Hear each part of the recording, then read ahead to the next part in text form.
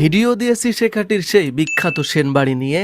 এরপর যা হলো, কেউ বলছে দারুণ ভিডিও ভাই, কেউ আবার কটাক্ষ ছুড়ে দিয়েছে এইসব ভাঙা বাড়ি দেখতে এত দূর যাওয়া লাগে নাকি। আহা ভাই, কমেন্ট তো বক্র হয়েই থাকে, দেখলেই কারো কারো চুলকায়। তাই বলে কি আমি ভিডিও করা বন্ধ করে দিব? শত বছরের পুরনো এই সেনবাড়ির খাতা কলমে হয়তো কোনো বড় ইতিহাস নেই, কিন্তু জায়গাটা এত সুন্দর যে মানুষ না গেলেই নয়। আমরাও তাই ঠিক করলাম সবাই মিলে যাওয়া যাক। প্রায় শতাধিক মানুষের দল রওনা দিলাম কৌতূহল মেটাতে। কারো হাতে ক্যামেরা, কারো হাতে সেলফি স্টিক, কারো হাতে শুধু বিস্কুটের প্যাকেট। পুরো ট্যুর গ্রুপ যেন সিনেমার দৃশ্য। বাড়ি দেখে সবার চোখ কপালে, ভাঙাচোরা সিঁড়ি, স্নান, রং আর আঙিনায় ঝরে পড়া পাতার শব্দ সব মিলিয়ে যেন অন্য জগতে এসে পড়েছি। কেউ ভিডিও করছে, কেউ সেলফি তুলছে, আর কেউ আবার হঠাৎ করে বিশেষজ্ঞ সেজে বলছে এখানে নাকি জমিদাররা নাচ গান করতো। আমরা সবাই হেসে গড়াগড়ি। দেখা দেখি শেষে ফেরার পথে হঠাৎ এক বন্ধু বলে উঠলো, শুনেছিস এই গাছে বিশাল বাদুর থাকে?